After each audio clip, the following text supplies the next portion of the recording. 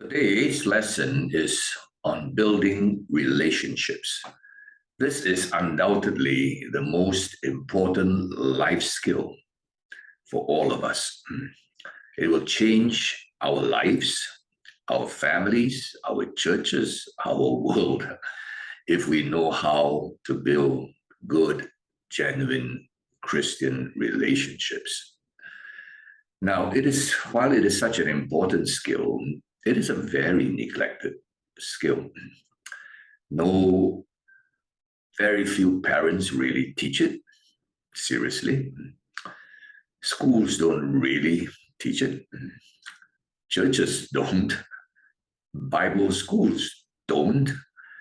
And so, of course, we are left to grope and struggle with building relationships. So what have we got today as a result? We have broken homes, we have unfriendly churches, we have wars between countries and quarrels everywhere. We have people who have 10,000 Facebook friends and no real friends. The world is improving in many ways. Technology has given us a lot of advantages. Medical science has made life much better, and so on. But relationships, are they getting better?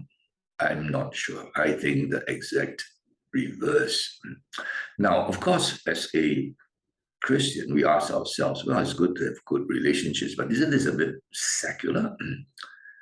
And shouldn't we focus on things a bit more spiritual than just building relationships?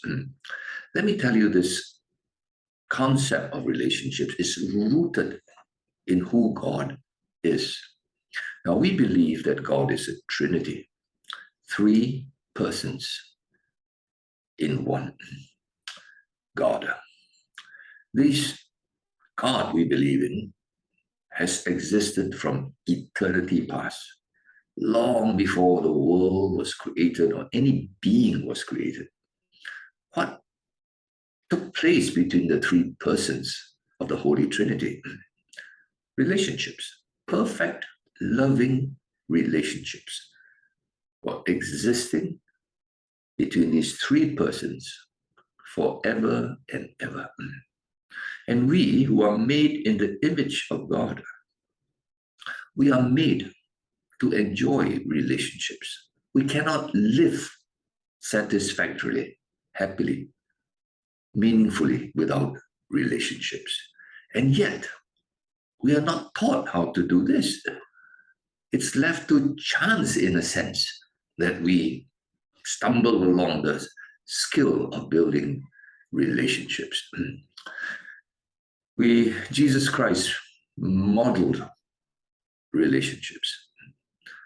He left heaven to come down and live among men. God, the very God, King, our King, King of Kings, lived among men. He didn't seclude himself in a palace. Throughout his ministry, we are not even aware he had any office or a home or a house. He had none of that. He never built any walls around him. He literally immersed himself among men.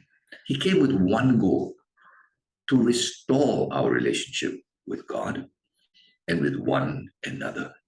In simple words, our whole faith is not a religion, doesn't produce a religion with its rituals, but primarily it produces solid relationships with God through Jesus Christ and better relationships with one another through Christ who lives in us. So I hope we understand that Jesus, when he was on this earth, came with that purpose to restore relationship. He modeled it. He lived among men. He was surrounded by people throughout his ministry. The people who would not dare to go near a dignitary would come to the miracle maker, whom they knew was no ordinary person. And they came by droves around him, by multitudes around him. The oppressed people who would not dare even go near anyone, let alone a dignitary, came close to him. the leper, the demon-possessed, the rejects, the beggars, the prostitutes, all little children came around him. There was something about his life that drew people. And then he lived among them, he ministered, he never stood on a podium far away from the crowd. He didn't go to some big place, and he was surrounded by people. He touched them, he healed them by touching each one. He could have just healed them with a sweep of his hand, but he didn't. The Holy Spirit lives in us. Now, what does that talk about? That talks about the most intimate relationship possible. The Holy Spirit of God lives in us 24/7. What am I trying to say? I'm saying relationships is not something secular. Relationships is rooted in God. It is the very essence of everything. And yet today we struggle. We wonder, is this lesson really necessary? The rich young man went to Jesus and said, Master, teacher, what is the great commandment in the law? This is found in Matthew 22. He asked, what is the great commandment? And Jesus, very interestingly, seemed to have not got the question correctly. He gave two answers in a sense. The first is to love God with all your heart, soul, and mind. The second is to love your neighbor. Now, you would say, excuse me, didn't he ask what is the great commandment, singular? Why does he give two? I don't like people who don't answer my question. You ask them a specific question, they give you a different answer, not what you asked. But Jesus was actually answering him perfectly. You love God. What do you mean by you love God? How do you love God? He's out there. How do you serve God? Does he need your service? You love God by loving his images, those who are made in his image. You can't love God. He's too high in a sense. But you can love those who are made in the image of God. To say, I love God and I hate the people around me, then you say, I love God, but I hate the images of God. That's a total nonsense. It's like saying, I love my wife, but every photograph of my wife, I tear up and throw away. Because a photograph doesn't totally represent my wife. There's no way any photograph can totally represent my wife. They're just imperfect representations of my wife. No photograph is a perfect replica, reproduction of my wife. But I don't tear all the pictures away. I love my wife and I love all the images of my wife. And yet there are Christians who say, I want to love God, but I don't like these people around me. Ugh. Do I really have to love them? That's what the rich young ruler wanted to know. How do I love God? And God told him, you know how? You want to love me? Love those around you. And so basically, I hope today when you talk about loving God, I hope you understand what you're talking about. It's about loving those around you. How can you love those around you without building relationships with them? What is love? Love is a beautiful relationship between two people. So today, I hope you get your theology straight. Loving God is not about loving a book alone. It's not loving to go for some rituals. It's not religion, right? It's about relationships. So let's now begin and ask ourselves, how do we build relationships? There are many different steps, but let me give 6 simple steps that is absolutely doable by all of us to build relationships. The first is what I would call the wave. You say that's so bizarre. So bizarre, you mean just wave? Let me give you the example of a dog. Now, dog is commonly called a man's best friend. I don't think many would argue with that statement. The dog of many animals that are domesticated animals around us actually doesn't really contribute a lot to us. Take, for example, a cow. He labors, plows the fields from morning to night, produces milk. When it's too old to produce milk or labor in the field, men slaughter that same cow that worked for them, and produce milk for them to make meat out of that cow. Most men don't have a big problem with that. Chickens daily, almost daily produce eggs. The day egg laying is over, happily you slaughter that chicken and make a beautiful dish. Nobody seems too troubled by that. Sheep give wool and then milk or whatever, and then you slaughter it. But a dog doesn't do very much. Maybe it barks a little bit, maybe it protects your house a little bit, doesn't produce much else. But why do men love dogs so much?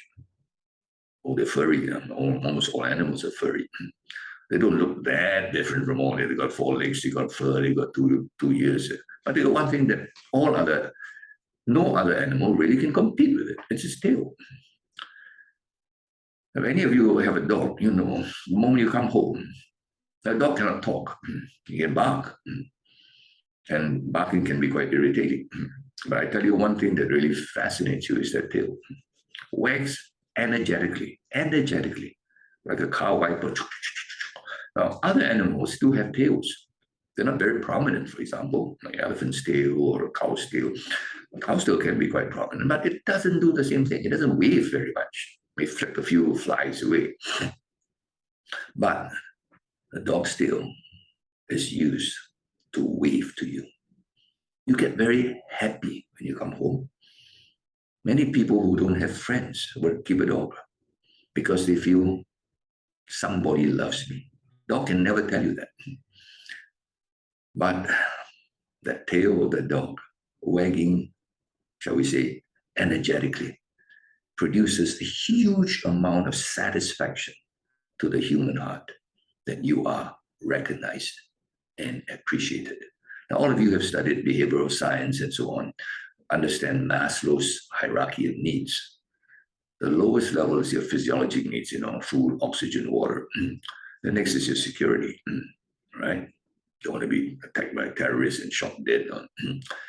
Then the next layer is belonging. You need to belong to a family or a club or country or whatever. The higher beyond that is, the 4th level is esteem. When you are appreciated, esteemed as someone special. You're not a dog. When you come back, you're special. He ignores everything else, just focuses on you, comes to you, and wags that tail energetically and shows his appreciation. Now, I think we all can understand this quite easily. I don't need to labor on with this. Why? We don't have tails, but we sure do have 2 hands. It's better than 1 tail, if you ask me. All right, the tail's at the back, my hands are up here. And yet, most of us have 2 hands that are very poorly used. Public speakers, for example, don't know how to use their hands. They find them a hindrance and they put them in the pocket or stick them somewhere. Or cling to a pulpit. Can we just learn to use our hands? When you see somebody from far, you're coming to your church, walking towards your church, just wave. Right? See someone approaching you and you're, hi. All right? From far. Recognize the guy. 100 meters away, walking towards your church. So wave as you drive past or whatever. Right? Now, that builds some kind of appreciation. Somebody recognizes, I'm coming. Somebody appreciates the fact I'm coming to church or to whatever. Right? So that's step number 1. I think doesn't need a lot of training, just needs awareness that if a dog's tail can make the dog a man's best friend, your wave can make you a very good friend to a lot of people, open doors for you, right? Second is a smile. Smile is a universal language, probably the greatest universal language since the time of Adam. I think until now, in every language, a smile says the same thing. It says, hi, I like you. I want to be your friend. I hope you want to be my friend too. Basically, that's what a smile does. To say those 4 sentences takes a little bit of eloquence and effort. To do a smile, it's a lot easier. A baby can do it. All right. Some people just don't know your language. Somebody walking towards me. I don't know what's your language in a country like mine. There's so many people with so many foreigners here. I don't know what language they speak, but I know my smile is a universal language. Now, it's said that babies, on the average, smile 400 times per day.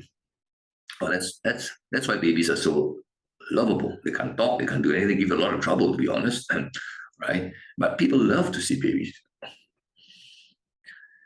Don't contribute anything, just like the doggy, but he smiles. But by the time this little baby grows up, then 400 smiles, if it's a boy baby, reaches about, I'm told, about 20 times a day in an adult male average. It varies from culture to culture, varies from character to character. Some people are more happy people, more prone to smiling. Some cultures are more smiley than other cultures. But the point is, it drops dramatically. They say 400 to 20. Thankfully, women average about 40, twice as much as men, possibly because they spend time with babies. And so what happened in this process? Why is it that from 400 it drops? I mean, almost everything else a child does goes up, not goes down, right? Everything useful, that is. But it's, I think, largely because of the mirroring neurons in us. Let me explain that. Now, in our brain, it's a mirroring, like a mirror, right? When we see someone smile, we automatically, can I say that? Automatically, because of the way our brain's wired, we tend to smile back. Example is you see a picture of an old friend of yours or someone you like smiling at you in the picture, in a photograph, mind you, in your cell phone or whatever, you tend to smile at that guy. I mean, that's quite ridiculous, right? It's a photograph, right? But you tend to smile, okay? That's the mirroring reflex in us. But as we grow up, the mirrors around us are not smiley faces. Teachers tend to be strict. In fact, they take pride in having people take pride that teachers are strict.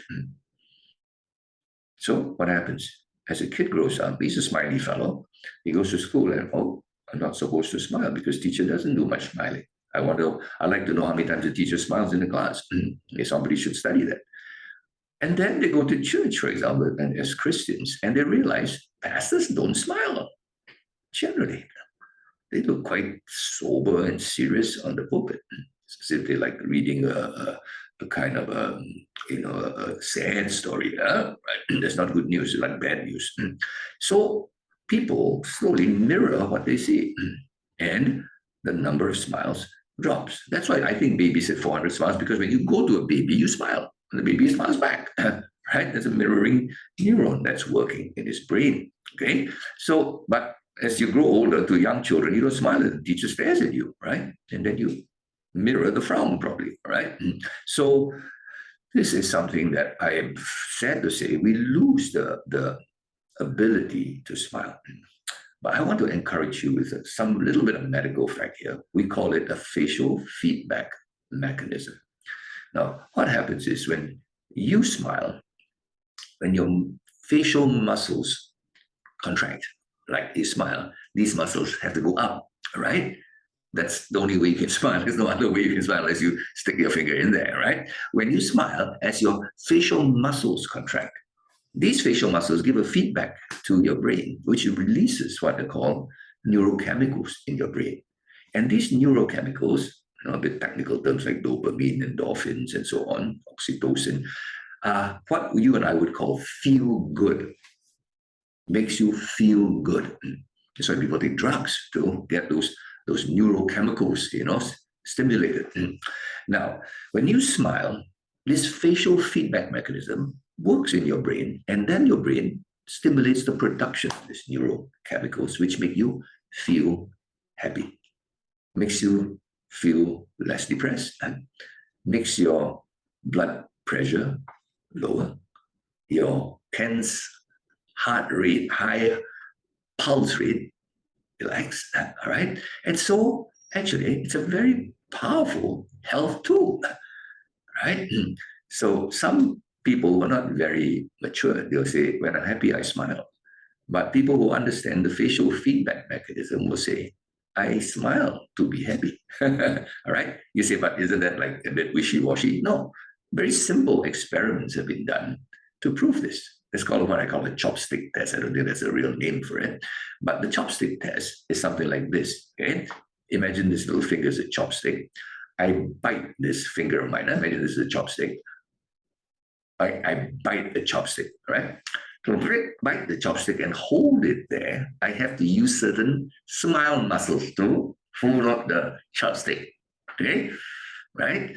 And as I use those muscles to hold the chopstick, even though I'm actually not smiling, because those muscles are contracting, scientists will calculate that those neurochemicals are being released by the chopstick smile. It's not the chopstick, because you take the same chopstick and instead of putting it this way, you stick it this way, it doesn't work, because this way you don't use the same muscles, you use a different set of muscles, right? As opposed to, all right? So smart people realize that when they're sad, what should they do? Smile. I don't smile when I'm happy. I'm happy when I smile. So these, you see, God has wired it in us. It's not evolution like some fools would say. God has wired in us to be building relationships by smiling. He rewards us for that. We feel good when we smile. We not only bring cheer to others, because when we smile at others, they smile. Like mirroring neurons. Smiling is contagious, right? They smile back. So I'm happy, they are happy. I build relationships with them because they're relaxed, I'm relaxed. We build relationships with one another. A very powerful thing this smile is, all right? So I hope that we understand that smiling is a blessing that we can give to others and others can give to us, all right? So I hope that we will have an epidemic of smiling around by smiling at others. Okay, so I hope this is something that we can start. So you wave energetically because it's too far, it's hard to smile. Far, your face is not that big, but your hands gestures are quite big. Hi, you know? And then when they come nearer, you give that beautiful smile. Not everybody who smile will smile back at you, all right? 50%, they say, roughly would smile back at you. You say, then why? I thought you said there's a mirroring neuron. But the truth is, though we have a mirroring neuron, when someone smiles, I would naturally smile back, but the mirroring neuron doesn't control us. We can control it. We can override it. For example, if someone smiles at me and I think he's a crook, he's trying to sell something to me that's not good, he's trying to seduce me to do something bad, I can override it. I can override the mirroring neurons stimulus for me to smile by overriding it. So sometimes 50% of people may be fearful, maybe from their culture or their background, they're taught not to smile, they can override it. But if you show a photograph to the same guy, nobody's watching, he probably, a smiley photograph, he would smile.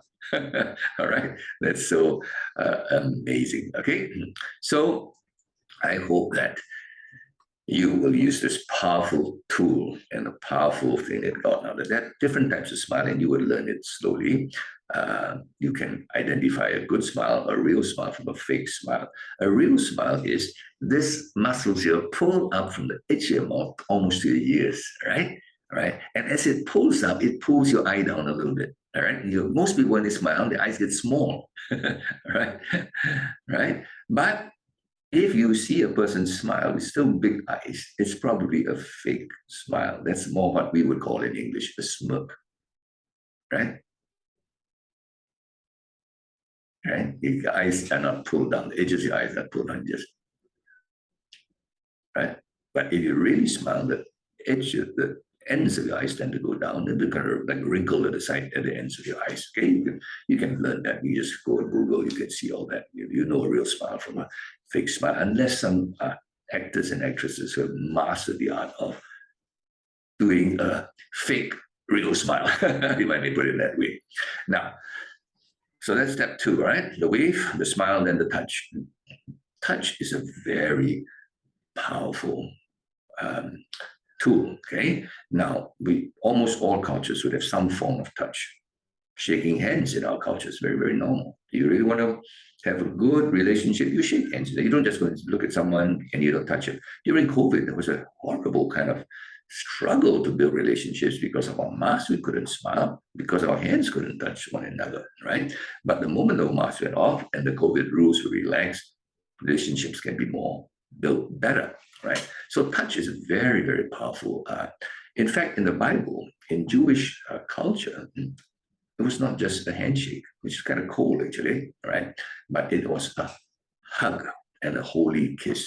You'll find that phrase, holy kiss, 5 times in the epistles. Greet one another with a holy kiss, not a sexual kiss, a holy kiss. In other words, they not only touch with their hands, they touch on the cheek, right, with a holy kiss, right? That shows real closeness, a kind of real deeper level of relationship. Now, some cultures that's not acceptable because culture is something that is built over years, and a handshake, a warm handshake, is good. Now, it's interesting. Jesus touched a lot. He touched lepers. Would you do that, right? In one case where it was a dumb and a deaf man, he put his finger in the man's ear, and just the other hand finger touched his tongue. Right now, you would say, "What?" Okay, but Jesus was demonstrating the need for this poor person who had been rejected, had not sensed any touch. Jesus touched him. Jesus could easily heal without touching. Totally, he could have done that, right? But Jesus understood that touch built a bonding, a relationship. Jesus is here to show love, not just by healing, but by touching them. Now, interestingly enough, in neuroscience too, while smiles can release neurochemicals, so can touch. That's why we find touch therapy is very, very powerful, right? When people are not feeling well, right? Depressed, a hug can make a world of difference. When people have pain, a massage releases neurochemicals, endorphins that decrease the level of pain in your body, makes you much more relaxed and happy, not painful and miserable, right? So touch too has a powerful, powerful ability to help build relationships, right? For me, I shake hands with people who are new and old friends I've not seen for a long time. I hug them, right? Of course, when there's COVID, you don't do that. But otherwise, it shows a level of relationship, right? With the children, with the wife, all this should be very much a part of that relationship. That helps to build happy families, relaxed, happy families, right? So, smile contact, emotional. Touch contact. The next one is eye contact. Interestingly enough, eye contact too does release neurochemicals. Not as much research has been done, but enough to say that yes, it does release. I think the smile research is a big one so far, right? And so now we have these people who know how to build relationships. They start with a wave, okay, and then as they come closer, the smile comes up. They get close enough, handshake or a hug, and then they take a step back and they look one another in the eye and make eye contact. Wow. Can you see the contact from far, in a sense, through air waves by the wave, and then the smile is like an emotional trigger, and then the touch, and then the eye. Can you see how God's built all this? God's designed the human body for relationships. And most Christians are not even aware of the marvel of God's creation, how perfectly God has made the human body, how perfectly God has made the human body for relationships. Okay? Now, the next thing you would want to do, the fifth thing, is the greeting. Okay? After the eye contact, then a beautiful thing like, "Hey, John, hey, Mary," just to hear your name is so sweet. The sweetest sound in the world is often your own name, when somebody remembers your name and calls out your name. I remember people used to come upstairs to my church, and I would just greet them by name, and they would be so happy. Pastor, you remember my name? Of course, I remember your name. Make effort to remember your name. It's special. All right. Now, everybody's identified by his name. I mean, you take away a man's name, who is this guy? That's why the Bible is full of names. God puts lots of names there telling us every name is important. He doesn't forget a name. Sometimes I wonder, why does God put so many names that are of nobodies? Now, to me, they are nobodies. To God, nobody is a nobody. All right. Everybody is a unique masterpiece. There's no two of anyone. And hopefully there's not too many people with a name. All right. The name identifies you. Right. So when you hear, people like going to business class in an aeroplane, you fly in the same plane and you get a bit more space. Well, you pay like 10 times more or whatever. I don't know how much you pay. But the point is, how much more can you eat, for example? How much more space can you take? What can they give you in this business class? One of the things they do is they address you by name. Then you go in. Your name. Wow, economy class, forget it. It's sir and ma'am. All right. But just that name makes you feel recognized, appreciated, right? And that's Maslow's law of esteem. Okay? We all want that because God made each of us individuals. We're not robots, right? And robots have a number. We have a name. Okay. Now, so I hope you will make the effort to remember names and use names frequently because it's a sweet sound to people. Right? We just keep talking and remember the name. Yeah, John, no problem. I'll get it fixed for you. Hey, John, let's go for lunch. Hey, John, am I going to see you next week? Seriously, John, I intend. I want to catch up with you. Don't say, hey, I will see you next week. Hey, hey, you. It's very, very different. Each time you bring up the name, you help yourself remember that person because we do forget names. But as you repeat it, you're less likely to forget. And each time you repeat the name, you make that person like you. Right? These are just so simple. That's how we God wired us. If we understand how God wired us and we work with God, it's not difficult to build relationships, right? Now, of course, with tools that you can memorize there. After you meet somebody, just write their name down, and put it in your cell phone. And next time you see the person, you can make sure, as if from far you wave to him and quickly check his name, all right? But that makes a world of difference in building relationships. Right? Some pastors will memorize hundreds of verses, which actually you don't need to really. Nowadays you can just go Google straight away your concordance on your cell phone, but it won't memorize a single person's name because it's not important. And then the Bible's full of names. Strange, huh? Same people that read the Bible. Then number 6 is the one that scares people. Now, after all these preliminaries, 5 preliminaries, you can't just stop there. You want to build a deeper relationship by having a conversation. Maybe they're brand new people, you want to find out about them. Maybe you have not met since a while, COVID, 2 years. You want to catch up, right? So conversation. And many people will say, Pastor, this 5, I think I can do. It's not that difficult. I just need to practice. I need to learn to smile. It's true. We need some practice to make it part of our habit, right? The wave is, you can't wave. You got only about 5 seconds to do all these things, all right? Now, if you don't wave a guy when you see him and then he comes nearer, then you wave, it's kind of like weird, right? So all these things, it's not part of a habit. It becomes kind of artificial. You tend to do it at the wrong time in an awkward way. So you need to practice. But the 6th one, many people are terrified of this. They say, I'm not a conversationalist. I'm a shy guy. I don't know what to say. They always tell you this. And they don't understand that a great conversationalist is not one who can talk a lot. That's an orator, all right? That's a politician. He likes to hype himself up. A great conversationalist is one who doesn't talk about himself. You see, the truth is, everybody likes himself, okay? Nobody likes to show off. Nobody likes people to give them a lecture, but everybody likes themselves. What do I mean by that? So what, in people's mind, what's a great conversationalist? This is a great conversationalist. Hey, John, I haven't seen you for ages. Tell me, what's happened? And he tells you, oh, so in Australia or whatever, working there. Really?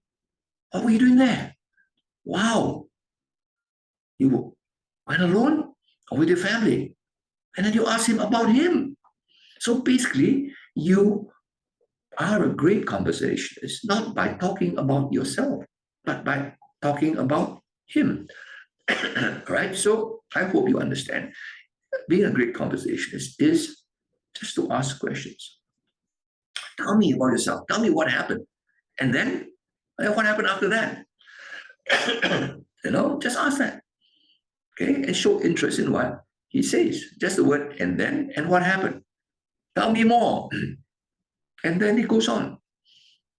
I live in Melbourne, I say, yeah, you live in Melbourne, but what else? What do you do? This, right? And he said, oh, what's interesting there? What kept you so busy for 2 years there? Then he talks to you about, rock climbing, and he said, wow, I don't know anything about rock climbing. Tell me more, and it goes on. And after you spend 20 minutes drinking coffee with him and catching up with him, and basically he spoke 90%, and all you ask is, what happened? Really? Wow, tell me more. And then, that's interesting, fascinating. I want to know more about that, and that's all. I think we can handle that, right? Just a few phrases that you can naturally shoot off from your mouth because you're interested in that guy, right? And so at the end of it all, you learn a lot about him. He feels appreciated. You, a pastor, is concerned about him as a person, right? Not to give another sermon. He just listened to your sermon, your 40-minute or 30-minute sermon, enough, right? Now find out about him. So I don't see this as something that anybody can say, I don't even know how to ask this question, right? And then tell me more. Wow, that's interesting. I don't know much about this. I love to learn more, Okay, that's all. Can do that? I think you can, right? So these 6 things will help us build relationships, okay? Now, what holds us back from building? I don't think these 6 things are that complicated that you say, no, I can't handle it. I really cannot smile. I really cannot wave my hand. My hands are paralyzed or something. I don't think they're going to say that. I can't pronounce John or Mary. No. What would probably hold you back is you would probably think it's too bothersome to build relationships, right? It's too time consuming. I don't mind building relationships with some certain nice people. You probably would have that in your mind. Or can I just repeat to you, as a believer, how do you love God? By loving others. Right? Master, what is the great commandment in the law? Thou shalt love the Lord thy God with all thy heart, soul, mind, and strength. What does that mean? I sing loud. I study the Bible with all my heart. Is that what it means? The second commandment is a little easier. Thou shalt love thy neighbor as thyself. Thy neighbor is made in the image of God. The way you love that God high and lifted up is the way you build relationships with the person right next to you. That's how you love God. Many Christians say, I really want to love God. Then, well, it's too time consuming, so awkward, I really, can't I just choose a few friends in the church? They'll go like that. But theology, love God, wow, I love God, man. Pastor, I really sincerely want to love God. Jesus answered that. Now, another reason why we may be a bit careful about building relationships is fear of rejection. And that's real. Well, nobody likes to be rejected. But if I say this, if you start this process, these 6 steps, and work at it, practice it, you may be rejected. That's part of life. But let me tell you, as you do it better, as your wave is more sincere, because your theology is more correct. This is how I love God, by waving my hands at people, smiling at people. And since your theology is right and your skills are practiced and honed because of the right theology and the right skills you acquire, your rejection rate will fall dramatically. I'm not saying it come to zero. I'm not saying you're going to be so perfect in building relationships that even the most nasty guy would fall for want to have relationships. No, there's always going to be some people who just don't want it. There's nothing you can do about it. But let me tell you, it'll be less and less as you sincerely realize this is how you love God, and you sincerely want to improve in the way you love God by building relationships. I hope this has been useful. I don't think this is something difficult, but I think this is something neglected. I believe very few people would talk about it. It almost sounds too secular. It is not secular. It is about the most spiritual thing you can do every day, to love your God. May God bless you. May God help you to build beautiful relationships beginning right in your home, in your family, in your church, in your workplace, in your school, in your community. Build your own health up because you'll be a happier person. Build beautiful communities around you, and you will reflect the God of love. Love is just a relationship. Thank you. God bless you.